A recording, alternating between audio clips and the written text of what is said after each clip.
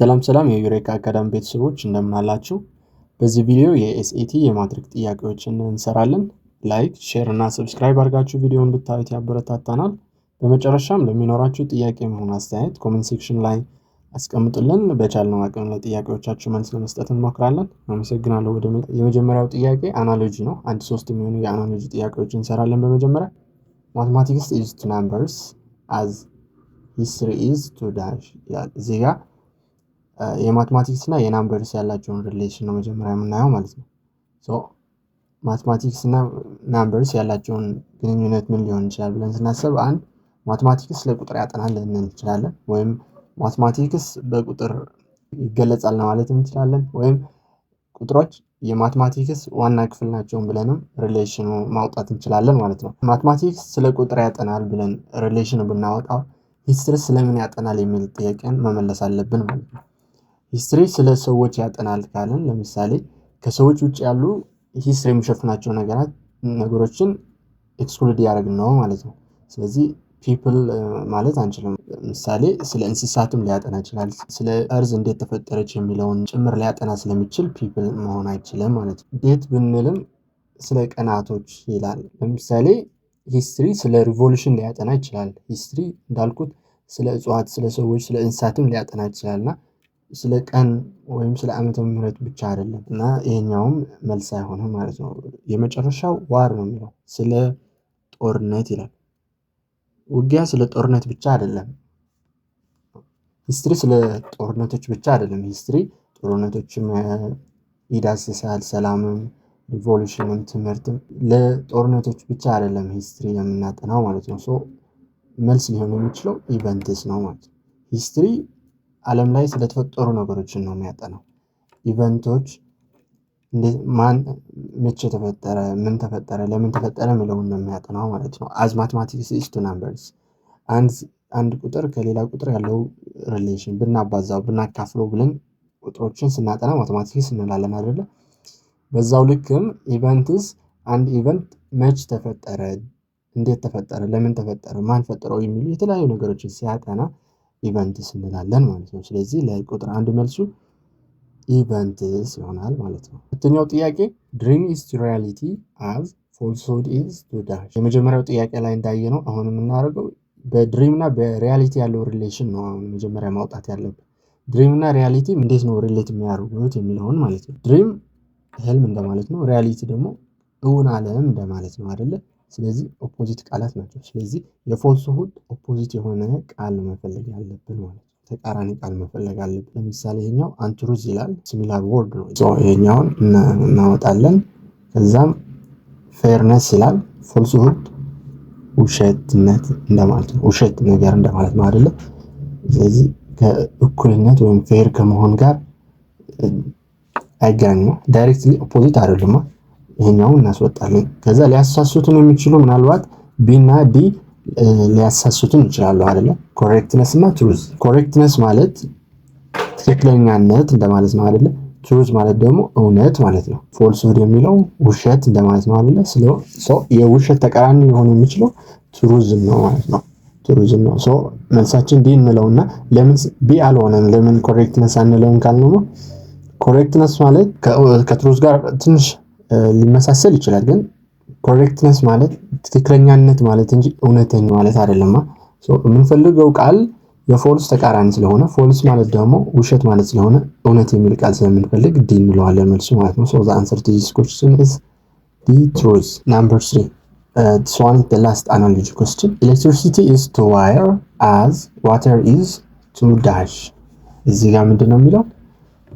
ኤሌክትሪሲቲ እና ዋየር ያላቸውን ሪሌሽን ነው የምንፈልገው አሁንም እንደተለመደው ማለት ነው። እነዚህ ሁለቱም እንዴት ሪሌት ያደርጋሉ ብለን ስናስብ ሊመጣን የሚችለው ኤሌክትሪሲቲ በዋየር ይተላለፋል ማለት እንችላለን አይደለ? ኤሌክትሪሲቲ ከአንድ ሶርስ ኦፍ ኤሌክትሪሲቲ ወደ ሌላኛው ሶርስ ወይም ወደ ትራንስፎርመር ወይም ወደ ተጠቃሚው የምናስተላልፈው በዋየር ነው።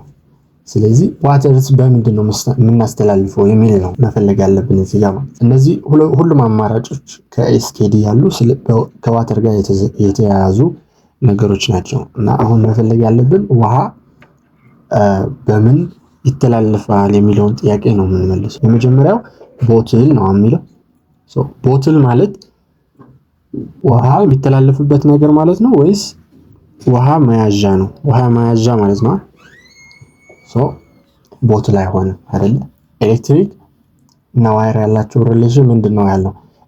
ኤሌክትሪክ በዋየር ይፈሳል ወይም ይተላለፋል ብለናል አይደለ? ሶ ውሃ በቦትል ወይም በጠርሙስ ወይም በሆነ ውሃ መያዣ እቃ ይተላለፋል አንልማ። መያዣ ነው ይሄኛው እንጂ መተላለፊያ አይደለም። ሁለተኛም ጃግ ነው። ጃግም ውሃ የምንቀዳበት ምናምን እቃ አይደለም። ውሃ ለማስተላለፍ አይደለም የምንጠቀመው፣ ውሃ ለመያዝ፣ ለመቅዳት፣ ለማፍሰስ ምናምን። ሶ ጃግም አይሆንም። ምናልባት ያሳስተን ከቻለም የሚያሳስተን ሪቨር ነው አይደለ? ሪቨር ነው። ሪቨር ማለት ውሃ የሚተላለፍበት ማለት ሊመስል ይችላል፣ ሊያሳስት ይችላል አይደለ? ሪቨር ማለት የምድር ገጽታ አይደለ? እዚህ ጋር ዋየር ለምሳሌ ሌላ ሪሌሽን ምን ልናወጣ እንችላለን? ኤሌክትሪሲቲ ከአንድ ቦታ ወደ ሌላኛው ቦታ በፈለግንበት መንገድ በፈለግንበት አኳኋን ነው በዋየር የምንወስደው አይደል? ወደ ፈለግንበት አቅጣጫ ነው የምንወስደው። ፓይፕም ወደ ፈለግንበት አቅጣጫ ውሃውን እንድናፈስ ይረዳናል። ስለዚህ ሪቨር በራሱ አቅጣጫ ነው የሚፈሰው፣ ፓይፕ ደግሞ ወደ ፈለግንበት አቅጣጫ ልናፈሰው እንችላለን። በዚህም በሁለተኛ ሪዝኒንግም መጠቀም እንችላለን ማለት ነው። ሶ የሶስተኛ ጥያቄ መልስ ዲ ፓይፕ ይሆናል ማለት ነው። ቀጣዩ ጥያቄ እዚህ ጋር ስቴትመንቶች አሉን። ከስቴትመንቱ ድሮ የተደረጉ ኮንክሉዥን አሉ። እነዚህ ኮንክሉዥን ትክክለኛ መምረጥ ነው። ከነዚህ አራት ኮንክሉዥን ከተሰጡን እዚህ ጋር ከሮማን ናምበር 1 እስከ ሮማን ናምበር 4 ያሉ ከተሰጡን አራት ኮንክሉዥኖች በስቴትመንት መሰረት ትሩ ሊሆኑ የሚችሉ ኮምፕሊትሊ ትሩ ሊሆኑ የሚችሉ ነው የምንመርጠው ማለት ነው። ከኮስችን ናምበር 4 አፕ 7 ያሉትን ጥያቄዎች ማለት ነው። እዚህ ጋር ምን ይላል? some books are sticks, some sticks are metals, all the metals are cars ይለናል ማለት ነው። አንዳንድ መጽሐፍቶች ብትር ናቸው፣ አንዳንድ ብትር ደግሞ ሜታል ናቸው፣ ብረት ናቸው። all metals are cars፣ ሁሉም ብረት ደግሞ መኪና ናቸው ይለናል። እዚህ ጋር መጀመሪያ ሪዝኒንግ ማውጣት አለብን አይደለ? ከስቴትመንቱ ትሩ ነው ብለን ነው የምናስበው። ስቴትመንቱ ፕሪሚስ ስለሆነ ትሩ ነው ብለን እንወስድና በስቴትመንቱ መሰረት ኢፍ ስቴትመንቱ ትሩ ብለን ካሰብን ኮንክሉዥኑ ትሩ የሆነውን ነው የምንፈልገው ማለት ነው። መጀመሪያ የተሰጡን ሶስቱን ስቴትመንት ኮምፕሊትሊ ትሩ ናቸው ብለን እንወስድና በዛ መሰረት ኮንክሉዥኑ ስቴትመንቱ ሳቲስፋይ ማድረጉን እናያለን ማለት ነው። እዚህ ጋር ምንድነው የሚለን? all metals are cars ይለናል ማለት ነው። so if all the metals are cars and እዚህ ጋር ምን ይላል? some sticks are metals and some sticks are metals then some of the sticks are cars አይደለ? if all the metals are cars ሁሉም ብረቶች መኪና ከሆኑ እና አንዳንድ እንጨት ወይም ብትር ደግሞ ብረት ከሆኑ then some of these sticks are cars ምክንያቱም some of the sticks ሜታል ከሆኑ ምናልባትም እነዚህ some sticks ሜታል ናቸው ስላልን ሁሉም ሜታል ደግሞ ካር ስለሆነ so that some sticks are cars ብለን መደምደም እንችላለን አይደለ? ይሄኛ ከምንድነው ያመጣነው? አንደኛ all the metals are cars የሚል እዚህ ጋር አንድ ፕሪሚስ አለን። ይሄኛው some sticks are metals የሚል ፕሪሚስ አለን። ከዚህ ነው የኛው ኮንክሉድ ያደረግነው ማለት ነው። ይሄኛው some of the sticks are cars የሚል ካለ እዚህ ጋር ትሩ ነው አላለን ማለት ነው። ሮማን ናምበር 4 ያለው ምንድነው የሚለው? some cars are sticks ይለናል ማለት ነው። so some cars are sticks, some sticks are cars ማለት ነው። እዚህ ጋር አንድ ትሩ አለን። so ሮማን ናምበር 4 ያለውን እናያለን። እዚህ ጋር አንድ ሮማን ናምበር 4 ያለው አማራጭ አለ፣ እዚህ ጋር አንድ ሮማን ናምበር 4 ያለው አማራጭ አለ ማለት ነው። ስለዚህ ባይ ዲፎልት ዲ እና ኤ መልስ ሊሆኑ አይችልም ማለት ነው። ሶ ይሄኛው እናስወጣዋለን፣ ኤም መልስ ሊሆን አይችልም ማለት ነው። ስለዚህ ከቢና ከሲ ነው የምናየው። ከቢና ከሲ ለማየት እዚህ ጋር ሮማን ናምበር 3 ነው ያለው፣ እዚህ ጋር ሮማን ናምበር 1 ነው ያለው።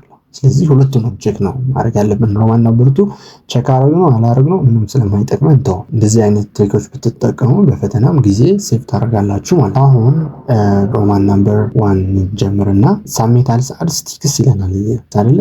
so if some sticks are metals then some metals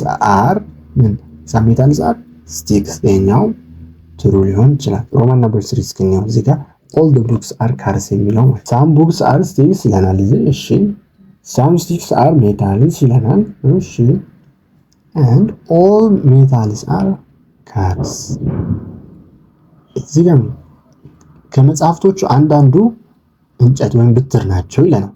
አንዳንዱ ሌሎችም እንጨት ያልሆኑ ወይም ብትር ያልሆኑ ነገሮች አሉ ማለት ነው። እሺ ከዛ ምን ይላል እዚህ ያ ከመጽሐፍቶቹ አንዳንዶቹ እንጨት ናቸው ይለናል። ከእንጨቱም አንዳንዶቹ ሜታል ናቸው ይለናል አይደል? all the metals are cars የሚለውን በቀላሉ መንገድ ላስረዳችሁ እዚህ ጋር ሮማን ነምበር 3 ይሄኛው ትሩ ለመሆን እዚህ ጋርም ኦል መሆን ነበረበት። ሳም የሚለው እዚህ ጋርም ኦል መሆን ነበረበት ማለት ነው። እንደዛ ቢኖር ኖሮ ሮማን ነምበር 3 ትሩ ይሆን ነበር ማለት ነው። ስለዚህ በዚህ መሰረት ትሩ የሚሆኑት ኮንክሉዥን 1 and 4 ናቸው ማለት ነው። ስለዚህ ትክክለኛው መልስ ሲሆናል ማለት አፕ እዚህ ላይ ግልጽ እንደሆነ ጥያቄ። ቀጣዩ የአምስተኛው ቁጥር ጥያቄ some buildings are malls, some malls are markets, then all shops are markets። እነዚህ ሶስቱም እንዳልኳችሁ ትሩ ናቸው፣ ኮምፕሊትሊ ትሩ ናቸው ብለን ነው አሲም እናደርግና ከነዚህ ሁለት ኮንክሉዥኖች ትሩ ሊሆን የሚችል based on these statements ነው የምንፈልገው ማለት። ለምሳሌ ይሄኛው ነው some markets are not malls ይላል።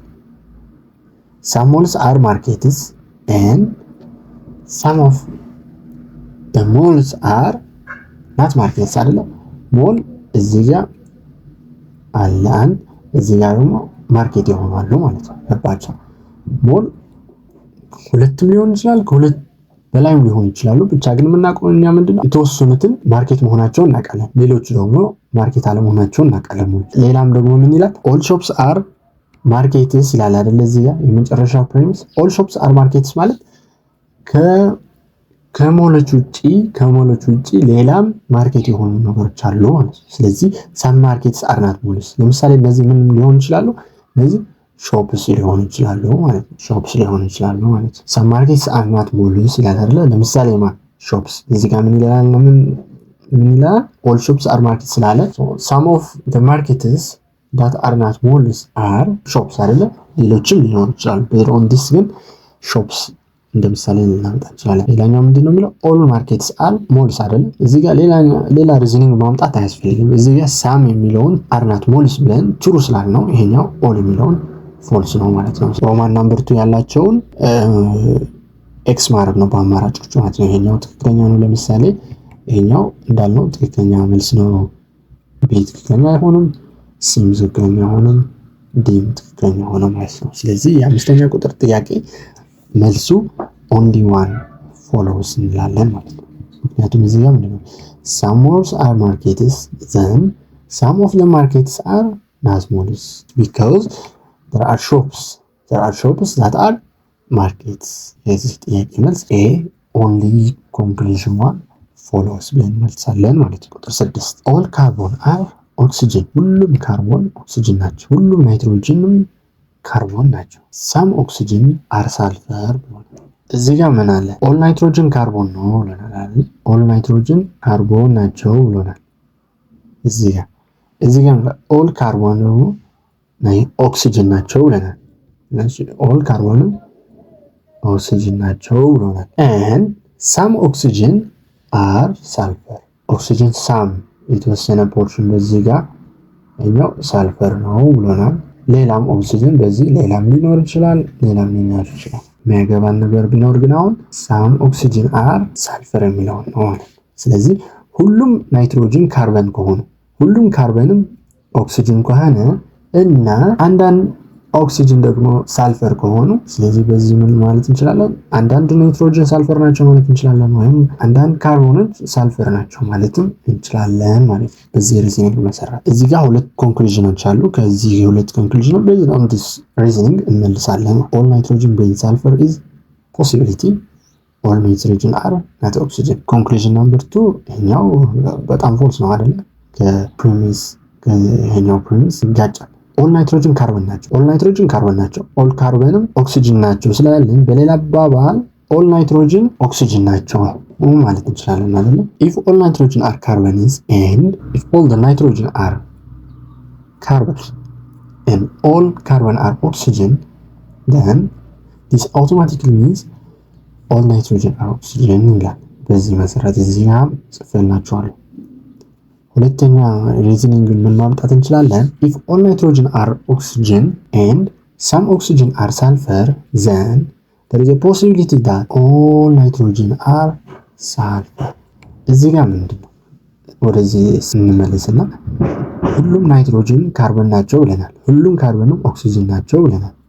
እዚህ ጋር ምን ማለት ነው? ለምሳሌ እንበልና all nitrogen are oxygen ብለናል። ኦክሲጅን ደግሞ some of the oxygen some oxygen ማለት እዚህ ሌሎችም አሉን። በዚህ ጋር የሆነ ነገር አለን፣ እዚህ ጋር የሆነ ነገር አለን ማለት ሳም ስላለ ሳም ኦክሲጅን በዚህ ሳልፈር የሆነችን ብቻ አሁን ኮንሲደር እናደርጋለን። እዚህ ጋር ለምሳሌ ግን ሳልፈር ከሆኑት ኦክሲጅኖች መካከል ሁሉም ናይትሮጅን ሊሆናቸው ይችላል አይደል? there is a possibility even it's very small አይደል?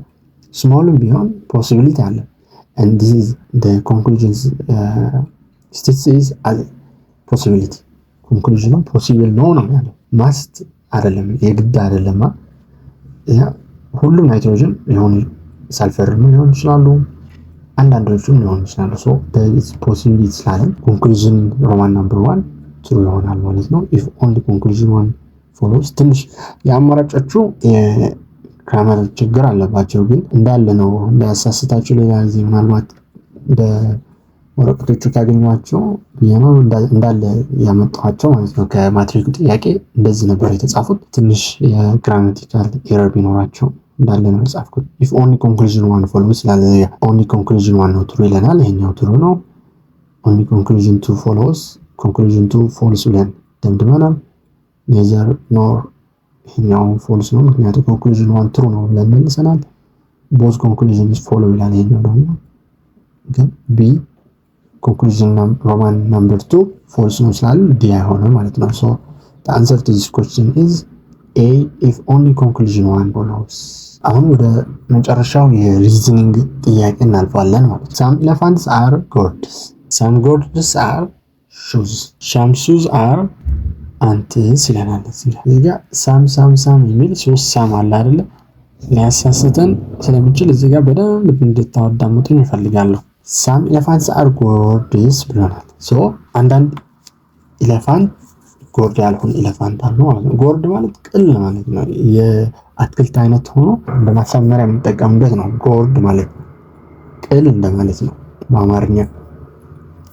እዚህ ጋር ምንድነው some elephants are gourds ብለናል። እሺ ይሄ በአውቶማቲክ ምን ማለት ነው? some elephants are not gourds so that እዚህ ጋር ደግሞ ሌላ ነገር አለ ማለት ነው። እሺ ጎርድ ደግሞ አሁንም አንዳንዶቹ ሹዝ ናቸው፣ አንዳንዶቹ ደግሞ ሌላዎች ናቸው ማለት ነው። እዚህ ጋር ሌላ አለ። አሁንም ጫማው አንዳንዱ አንት ጉንዳን ናቸው ይለናል። አንዳንዶቹ ጫማ ደግሞ ጉንዳን አይደሉም ሌሎችም አሉ ማለት ነው። some ነው ያ ነው ኢምፕላይ የሚያደርግልን ከሶስቱ ስቴትመንት ትሩ ብለን አስዩም አድርገናል። አሁንም ኮንክሉዥን ትሩ ሊሆን የሚችለው ምንድነው የሚለውን ከአራቱ ኮንክሉዥኖችን ነው የምንመርጠው። እዚህ ጋር ምንድነው የምናየው? only 1 2 3 4 የሚል አማራጭ ማለት። ስለዚህ ምን ማለት ነው? ከአማራጩ ምን መረዳት ትችላላችሁ? ከአራቱ ኮንክሉዥኖች only one is true ማለት ነው አይደለ? okay if this is the case let's see which one of the conclusions is true። እዚህ ጋር አማራጮቹ ምን ይላሉ? እዚህ ጋር እንምጣ። some elephants are shoes ይላል። እዚህ ጋር some elephants are gourds። እንደገና ደግሞ ጎርድም ሁሉ አይደለም አንዳንዶቹ ናቸው shoes ብለናል። ስለዚህ there is አማራጭ ያለ some elephants are shoes የመሆን እድል አለው፣ ግን በጣም ትንሽ ነው። ስለዚህ ፖሲቢሊቲ እናይና የበለጠ ፖሲብል የሆነ ነገር ነው የምንመርጠው ከአራቶቹ። ይሄኛው እዚህ ጋር ይቆይልን። ሁለተኛው some gourds are ants ይላል። some gourds are shoes፣ some shoes are ants አይደለ? የሁለቱም እዚህ ጋር some elephant gourd ብለናል፣ some gourd ደግሞ shoes ብለናል። ስለዚህ የሮማን ነምበር 1 እና የሮማን ነምበር 2 ፖሲቢሊቲ ተመሳሳይ ነው ሁለቱም። ስለዚህ እዚህ ጋር ሁለቱም መልስ እንደማይሆን ማየት እንችላለን። ከዚህ ሁለቱም ተመሳሳይ ፖሲቢሊቲ ካለው አንድ ጥያቄ ደግሞ ሁለት መልስ ሊኖረው ስለማይችል ሁለቱንም ኤክስ እናደርጋለን። ሮማን ነምበር 3 እንምጣ። some ants are shoes፣ some shoes are ants so this means some ants are shoes።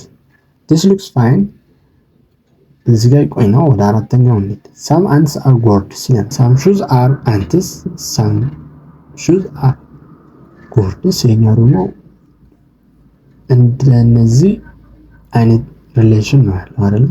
ተመሳሳይ ፖሲቢሊቲ ነው እናጠፋለን። ግን ፕሌን እንግሊሽ እዚህ ጋር የተቀመጠው ምንድነው የሮማን ነምበርስ እዚህ ጋር የተቀመጠ ነው በራሱ ነው ያመጣው። ሰርድ ስቴትመንት ነው በኮንክሉዥን ላይ ሰርድ ኮንክሉዥን ሆኖ የመጣው እዚህ ጋር some shoes are ants ነበር ያለን some shoes are ants ነበር ያለን እዚህ ጋር some ants are shoes ብሎ ነው ያመጣው። so the answer to this one would be C only conclusion 3 holds true for this statement ማለት ነው። አሁን ፕሩቭ ነው የምናደርገው። ስቴትመንቶችን ይሰጡናል እዚህ ጋር ከጥያቄ ነምበር 8 አውት 10 ያሉትን በተሰጡን ስቴትመንቶች እነዚህም አሁን ምንድነው የምናስበው እንደመጀመሪያው አራቱንም ስቴትመንት ይሄኛውም ፕሪሚስስ ናቸው ብለን እናስብና ፕሪሚስ ደግሞ ሁሌ ትሩ ስለሆነ እነዚህ አራት ስቴትመንቶች ትሩ ነው ብለን እንወስድና እዚህ ጋር ላስቀመጠው ጥያቄ መልስ ሊሆን የሚችል ፕሩቭ ሊያደርጉልን የሚችሉ ሁለት ስቴትመንቶችን ነው የምንመርጠው። እዚህ ጋር አማራጮቹ ሁለት ስለሆኑ ሁለት ስቴትመንቶችን እንመርጣለን ማለት ነው።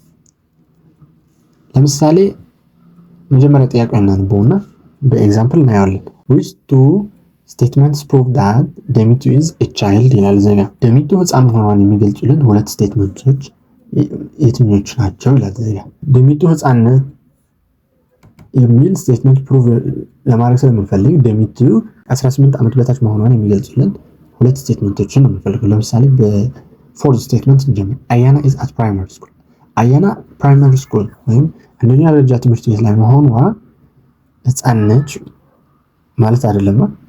ለምሳሌ አንድ ሰው 20 ዓመት ሆኖ 8ኛ ክፍል ሊማር ይችላል 30 ዓመት ሆኖ 7ኛ ክፍል ሊማር ይችላል።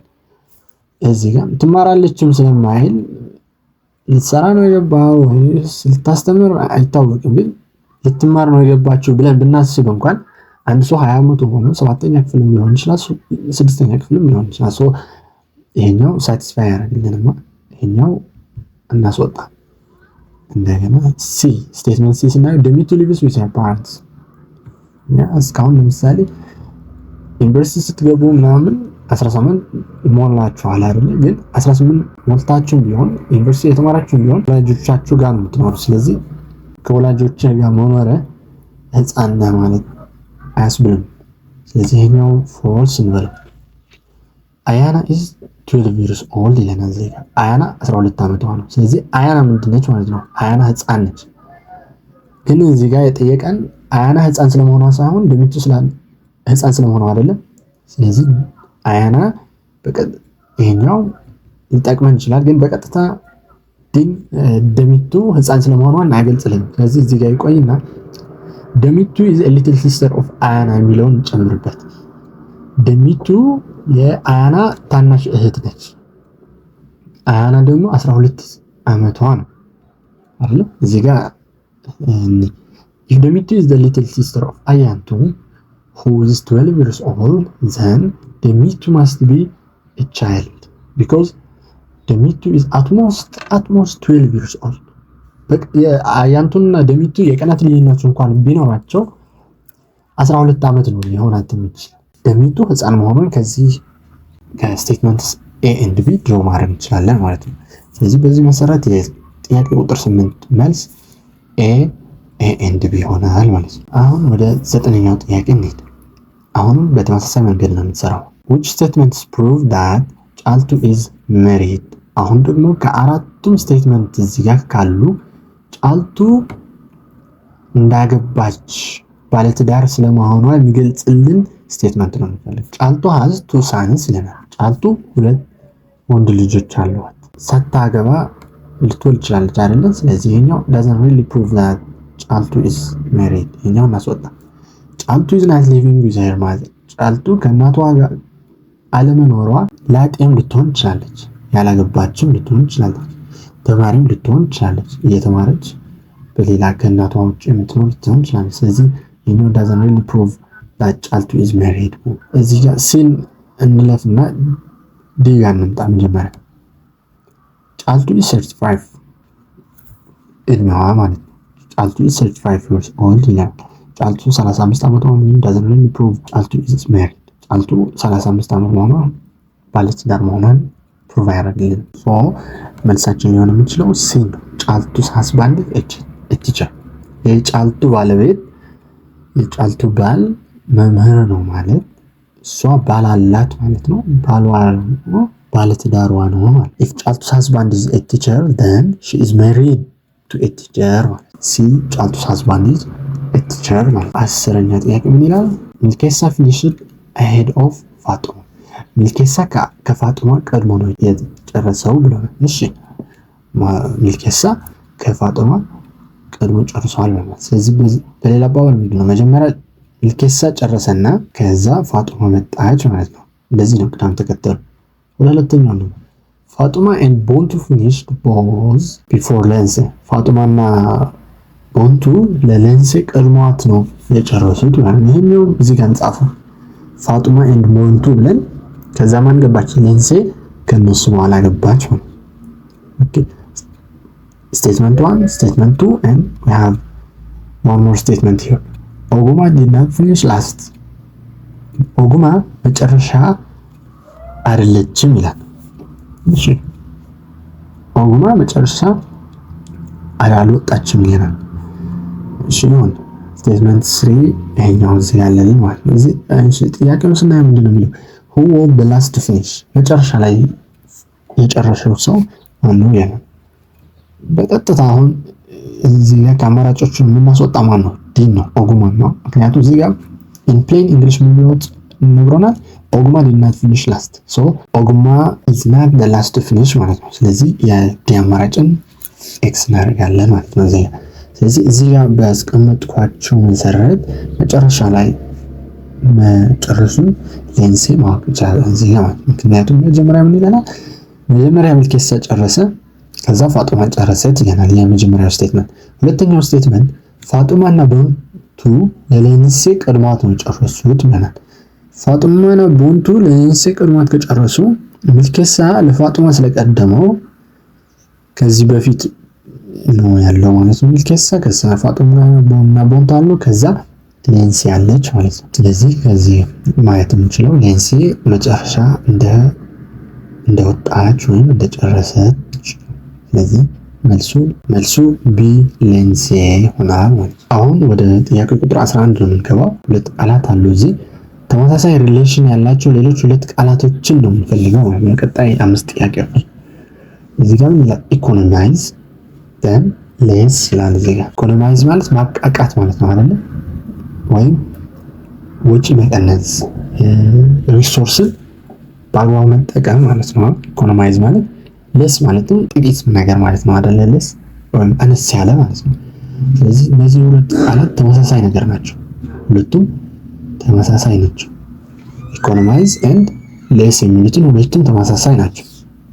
እዚህ ጋር የምንፈልገው አሁን ሴም ሪሌሽንሺፕ ብሎ እዚህ ጋር ዳይሬክሽን ላይ እንደሰጠን ከአራት አማራጮች ተመሳሳይ የሆኑ ሪሌሽን ያላቸው ሁለት ቃላቶችን እንፈልጋለን። ለምሳሌ እዚህ ጋር ምን ይላል? ኮንግራቹሌት ብሎ ግሪፍ ይላል። ኮንግራቹሌት ማለት እንኳን ደስ አለ እንኳን እንደማለት ነው። ኮንግራቹሌት ግሪፍ ማለት ግን ሀዘን ማለት ነው። ስለዚህ ሁለቱም ኦፖዚት ናቸው። ከዚህ ሪሌሽን እዚህ ጋር የምንፈልገው ምን ብለናል? ሲሚላር የሆኑ ወርዶች ማለት ነው። ይሄኛው ኦፖዚት የሆኑ እንተዋለን። ሱፐር ሳይዝ እና ሃይ የሚላለን እዚህ ጋር። ሱፐር ሳይዝ ማለት to make something very large ይለናል። ሱፐር ሳይዝ ማለት ትልቅ ነገር መስራት ወይም አንድ ነገር ማሳደግ እንደማለት ነው ሱፐር ሳይዝ። ሃይ ማለትም ትልቅ የሆነ ከፍተኛ ብዙ እንደማለት ነው ሃይ። ስለዚህ እነዚህ ተመሳሳይ ሪሌሽን ናቸው። ሁለቱም ሲሚላር ወርድስ ናቸው ብለን መውሰድ እንችላለን። እዚህ ጋር ምንድነው የሚለው? ፓርቲኩላር ኤንድ ጀነራል ይላል። የሲ ደግሞ ፓርቲኩላር ማለት ሞር ስፔሲፊክ የሆነ ነገር ማለት ነው። ጀነራል ደግሞ የዚህ ኦፖዚት ሆነ ያለ። ስለዚህ ሁለቱም ተመሳሳይ ሲሆኑ ተቃራኒ ቃላቶች ናቸው። ስለዚህ እነዚህም መልስ አይሆንም ማለት ነው። ሲ ዲ ወርዝለስ እና ሲግኒፊካንት የሚሉ ቃላቶች ሰጡ። እነዚህ ደግሞ ሁለቱም ተቃራኒ ቃላት ናቸው። ስለዚህ እኛውም ሪሌሽኑ ሳቲስፋይ ያደርጋል ማለት ነው። ስለዚህ የዚህ ጥያቄ መልስ ሱፐር ሳይዝ ሃይ ይሆናል ማለት ነው። ለአንሰር ቱ ዲስ ኩዌስችን ሱፐር ሳይዝ ሃይ። ጥያቄ ቁጥር 12 ኢንሴን ማይንድፉል ብሎ ሰጥቶናል። ኢንሴን ማለት ምን ማለት ነው የሚል ከዛ ማይንድፉል የሚለውን እናያለን። ኢንሴን ማለት ሜንታሊ ዲስኦርደርድ ማለት ነው።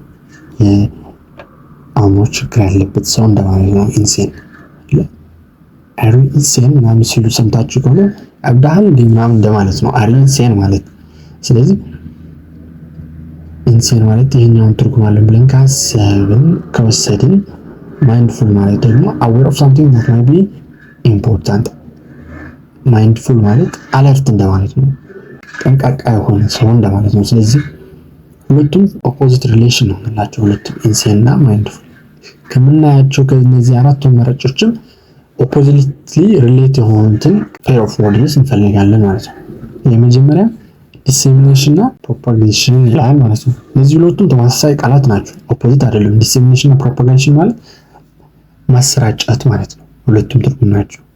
ስለዚህ ሁለቱም ተመሳሳይ ናቸው እንጂ ኦፖዚት ስላልደሉ እኛው መልስ አይሆንም ማለት ነው። ከዛ ዋይዝ እና ዊቲ ይለናል።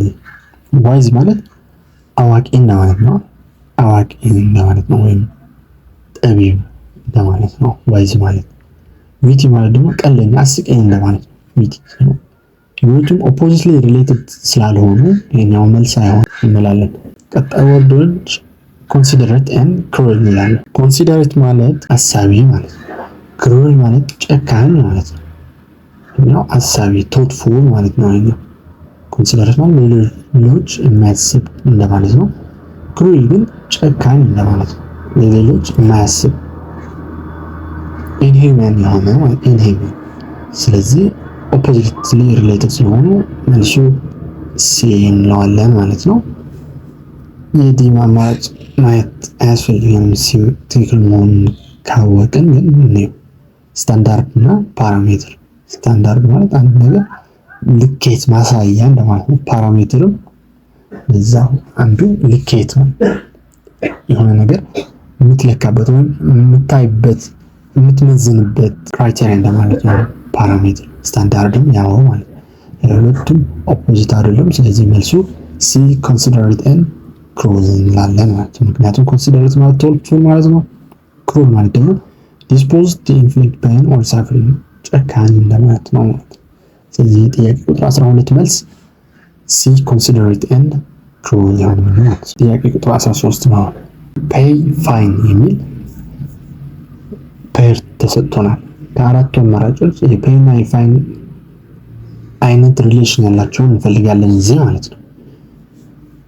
ለምሳሌ በኤግዛምፕል ላሳያችሁ እዚህ ጋር he had to pay a fine for trespassing። ይሄኛው ፔይ እና ፋይን እዚህ ጋር አሉ። ፔይ አለ እዚህ ጋር፣ ፋይን እዚህ ጋር አለ። he had to pay a fine for trespassing። ትሬስፓስ ማለት ወደ የሌላ ሰው ንብረት ቤትም ሊሆን ይችላል፣ መሬትም ሊሆን ይችላል፣ ማለፍ ማለት ነው። መግባት፣ ያንተ ያልሆነ ቦታ መግባት፣ የተከለከለ ቦታ የሰው ቦታ በመግባቱ ተቀጣ ነው የሚሆነው። ፋይን ማለት እዚህ ቅጣት በሚል ትርጉም ነው የሚመጣው። so he had to pay a fine for trespassing ብለዋል እዚህ ጋር። travel የሚልስ do the same way ሪሌት ያደርጋሉ ለእኔ። travel የሚል ችግር እንደማለት አይደለ፣ ችግር ውስጥ ገባ እንደማለት አይደለ። she got into trouble በሚል እሷ ችግር ውስጥ ገባች እንደማለት ነው። ስለዚህ ጌት ቢሆን ኖሮ ያኛው መልስ ይሆን ነበር። ዱ የሚለው ጌት ቢሆን ነው። she got into trouble የሚለው ስቴትመንት ስለምን ቢል ማለት ስለምንችል ዱ የሚለው ጌት ቢሆን ኖሮ መልስ ይሆንልን ነበር። ቢ ነው። ቢ ጥያቄ ቢ ምንድነው? የቢ አማራጭ ቴክ ኮልድ ነው። እዚህ ጋር ኮልድ ማለት አንደኛ ኮል እንደማለት ነው፣ ቀዝቃዛ ነገር። በሌላ ደግሞ ጉንፋን እንደማለት ነው። ኮል አበበ ጋር ኮልድ ካል ማለት ነው። አበበ ጉንፋን ይዞታል እንደማለት ነው። አበበ ቱክ ኮልድ አይባልም። አበበ ቱክ ኮልድ አይባልም። ይሄኛው ሊሆን አይችልም። አበበ ጋር ኮልድ ነው። ጌት ኮልድ ቢሆን ኖሮ ትክክለኛ አማራጭ ይሆን ነበር። ስለዚህ ይሄኛው አይሆንም ማለት ነው። ሜክ ሃውስወርክ ግን ሜክ ሃውስወርክ አይባልም። ዱ ሃውስወርክ ነው የሚባለው። I did my housework. She did her housework. ማን እንላለን?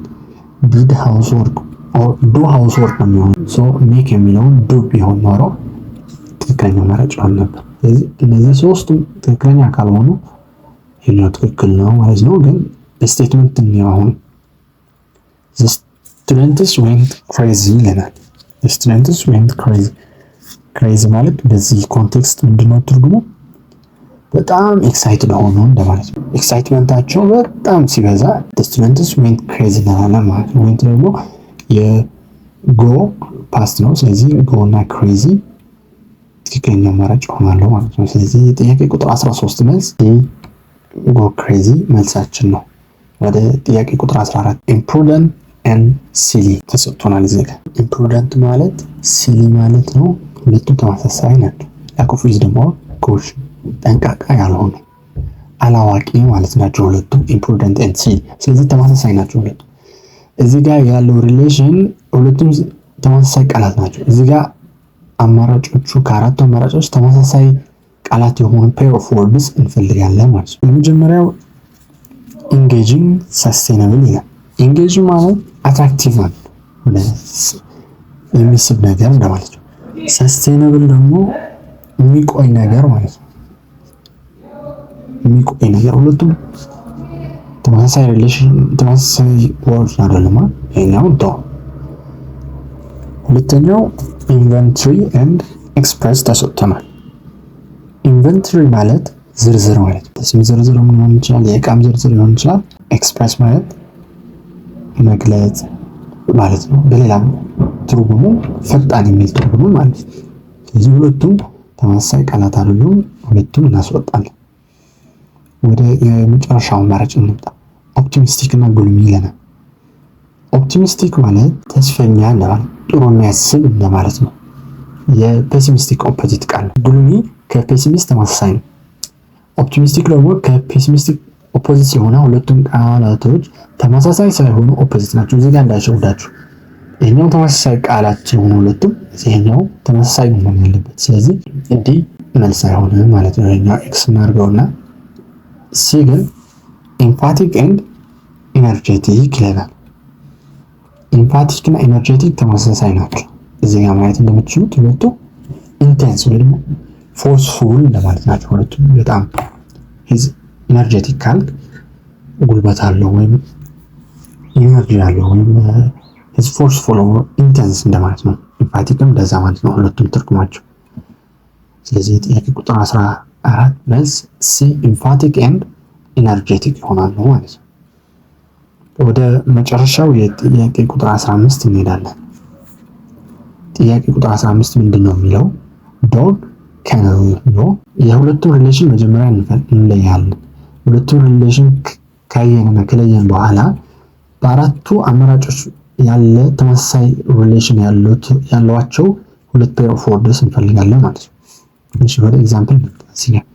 ከነል ይለናል። ከነል ማለት a shelter for a dog or cat ነው። ስለዚህ በሌላ አባባል ምንድነው? a dog lives in kennel።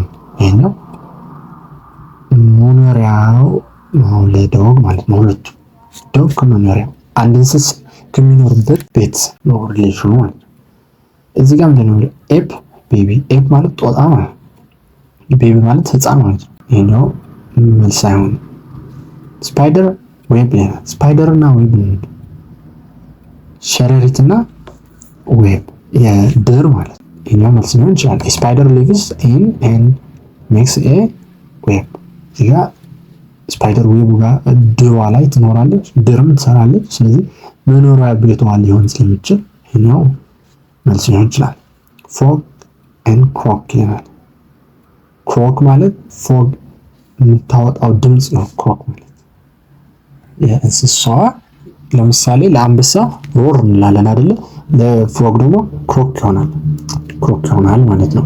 ስለዚህ ይሄኛው የምትኖርበት ቤት ሳይሆን የምትኖርበት ነገር ሳይሆን እንቋሪቷ የምታወጣው ድምጽ ነው ክሮክ ማለት እንጂ የምትኖርበት አካባቢው ቤት ማለት ነው። ስለዚህ ይሄኛው ማለት አይሆንም። ክሮኮዳይል ሆል ብሎናል። ክሮኮዳይል አዞ ነው። ሆል ደግሞ ቀዳዳ ማለት ነው። ክሮኮዳይል ሆል ላይ ይኖራል ወይ ነው ጥያቄው። ስፔሲፊክ አይደለም። ለምሳሌ ዶግ ከነል ብንል የውሻ ወይም የድመት ቤት መሆኑን እናውቃለን። ግን ሆል ብንል የአዞ ቤት ነው ብለን መደምደም አንችልም። ስለዚህ ክሮኮዳይል ሆል የሚለውን መልስ ሊሆን አይችልም ማለት ነው። ስለዚህ በዚህ መሰረት የጥያቄ ቁጥር 15 መልስ ቢ ስፓይደር ኤንድ ዌብ የሚል መልስ ይሆናል ማለት ነው። ጥያቄዎቻችን ጨርሰናል በዚህ ማለት ነው። አመሰግናለሁ ስለተከታተላችሁ። በሌላ ቪዲዮ እስከምንገናኝ ድረስ ሰላማችሁን ይብዛ። አመሰግናለሁ።